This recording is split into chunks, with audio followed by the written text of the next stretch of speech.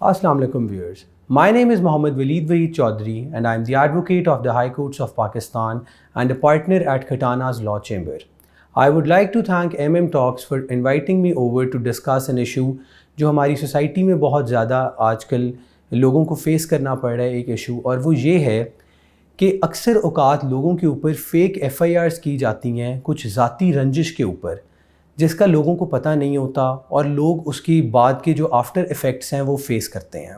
Most of the times जो लोग हमारे पास आते हैं उनको इस चीज़ का अंदाज़ा तब होता है जब अपना वो वीज़ा अप्लाई करते हैं या अपना कैरेक्टर सर्टिफिकेट पुलिस से अप्लाई करते हैं, और उनको तब इस चीज़ का अंदाज़ा होता है कि उनका नाम क्रिमिनल रिकॉर्ड के अंदर है और उनके नेम के अगेंस्ट एक FIR पेंडिंग है। सेकेंडली, लोगों को इस चीज़ का तब पता चलता है जब वो अपनी फ्रेंड्स फैमिली के साथ ट्रैवल कर रहे होते हैं और उनको किसी नाके पे भी रोका जाता है, और वहाँ पे जब उनको कहा जाता है कि आप अपना CNIC प्रोड्यूस करें, तो पुलिस आपका CNIC लेने के बाद आपका CNIC नंबर जो है वो डालती है अपने रिकॉर्ड के अंदर।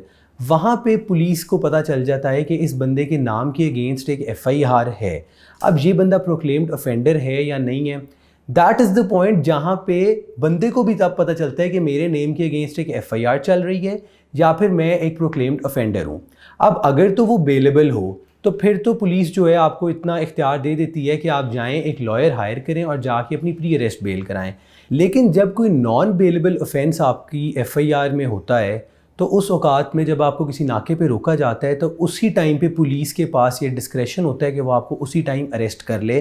दैट इज़ जब आपने पोस्ट अरेस्ट बेल अप्लाई करनी है। अब पोस्ट अरेस्ट बेल के लिए आपको section 497 sub section 1 of the CRPC के अगेंस्ट सेशन कोर्ट में अपनी बेल उसके बाद अप्लाई करनी पड़ेगी, और दैट इज़ द पॉइंट जहाँ पे कोर्ट डिसाइड करेगा कि आपको बेल देनी है या नहीं देनी।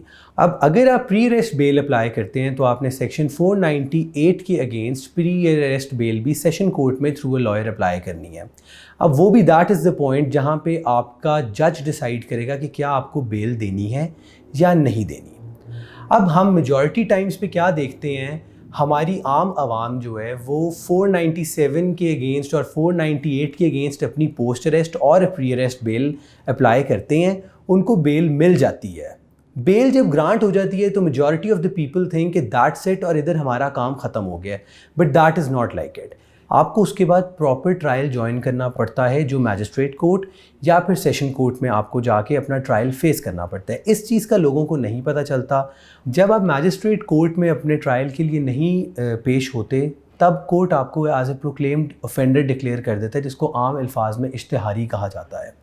अब एक आम बंदा जो एक अच्छे बैकग्राउंड से है उसके साथ अगर इश्तिहारी का नाम लग जाए तो वो बहुत बुरा कंसिडर किया जाता है हमारी सोसाइटी में। दैट इज़ द पॉइंट जहाँ पे लोगों को पता होना चाहिए कि हमने अपना ट्रायल ज्वाइन करना है, क्योंकि कोर्ट जो है उसका प्रोसीजर इस तरीके से है कि जब आपका चालान जमा करवा दिया जाता है कोर्ट के अंदर, मैजिस्ट्रेट कोर्ट के पास ट्रायल के दौरान जब आपका चालान जमा करवा दिया जाता है, उस टाइम आपने अपने कोर्ट में अपेयर होना है। उसके लिए कोर्ट सबसे पहले आपको समन जारी करता है, नोटिसेस आते हैं आपको डिफरेंट, उसके बाद आपके बेलेबल वारंट निकलते हैं कि आप पेश होएं। उसके बाद अगर तब भी आप नहीं पेश हो रहे फिर आपके नॉन बेलेबल वारंट निकलते हैं, और उसके बावजूद भी अगर आप पेश नहीं हो रहे, दैट इज़ द पॉइंट जहाँ पे आपको इश्तिहारी या प्रोक्लेम्ड ऑफेंडर डिक्लेयर कर दिया जाता है, जिसकी वजह से आपके कैरेक्टर सर्टिफिकेट के ऊपर आप प्रोक्लेम्ड ऑफेंडर आते हैं। उसके बाद आप जब नाकों में पकड़े जाते हैं, एक शरीफ आदमी जो है वो भी पकड़ा जाता है और उसको अरेस्ट कर लिया जाता है।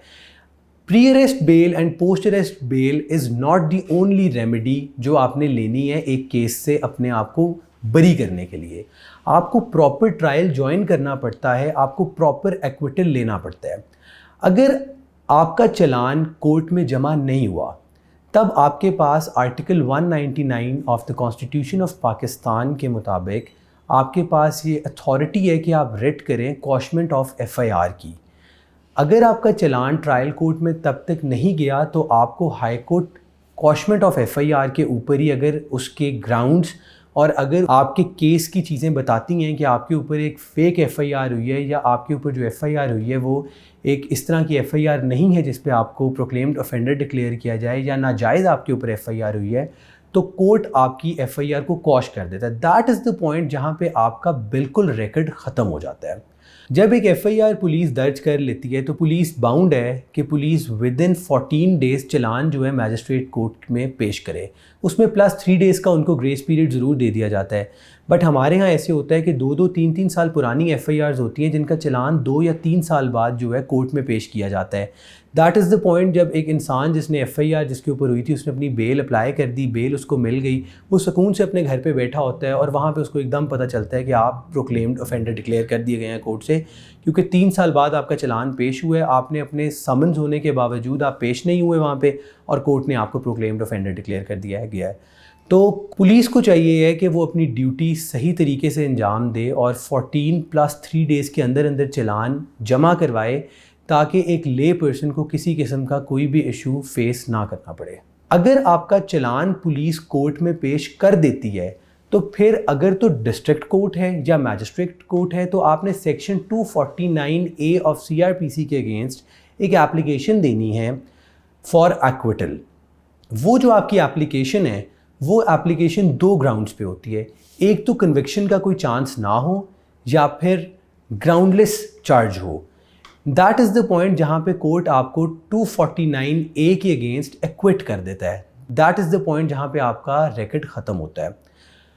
ऑन द अदर साइड अगर आप सेशंस कोर्ट में जाते हैं तो सेक्शन 265K ऑफ CRPC के अगेंस्ट आपको एक्विटल मिलता है। जब सेशन कोर्ट, मैजिस्ट्रेट कोर्ट और हाई कोर्ट से आपको एक्विटल मिल जाए, यानी कि section 249A magistrate court, 265K sessions court and section 561A of CRPC in high court, अगर आप इन तीनों सेक्शंस के अंडर अपने आप का एक्विटल करवा लेते हैं, दैट इज़ द पॉइंट जहाँ पे आपने इस एक्विटल के ऑर्डर की अटेस्टेड कॉपी कोर्ट से लेनी है और आपने SP क्रिमिनल रिकॉर्ड ऑफिसर जिसको CRO कहते हैं, SP CRO को आपने एक एप्लीकेशन लिखनी है और उस एप्लीकेशन के साथ आपने अपना अटेस्टेड ऑर्डर लगाना है और उनको रिक्वेस्ट करनी है जी कि मेरे अगेंस्ट ये फेक या फ्रिवलेस FIR हुई थी, अब आप मुझे इसमें एक्विट कर दें और मेरा रिकॉर्ड अपडेट कर दें। दैट इज़ द पॉइंट जहाँ पे आपका रिकॉर्ड अपडेट कर दिया जाता है और आपके ऊपर से हर तरह का चार्ज ख़त्म कर दिया जाता है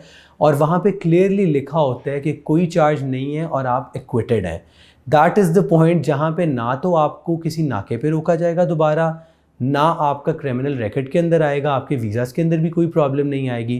तो ये एक बेसिक चीज़ें थी जो मैंने अपनी लॉ प्रैक्टिस में काफ़ी ज़्यादा देखा है कि लोगों को फेस करना पड़ता है और मोस्ट ऑफ द टाइम्स लोगों को इस चीज़ का अंदाज़ा ही नहीं होता कि उनके नाम के अगेंस्ट एक FIR चल रही है, या अगर अंदाज़ा होता भी है तो लोग समझते हैं कि हमने FIR के ऊपर बेल ले ली थी, दैट इज़ इट। नहीं, trial is very important. Trial आपने लाजमी तौर पे ज्वाइन करना है अगर आप चाहते हैं कि आपका एक्विटल हो और आपका क्रिमिनल रिकॉर्ड से नाम निकल जाए। I hope this session was helpful for everyone watching the video and I hope I was informative enough. Thank you so much.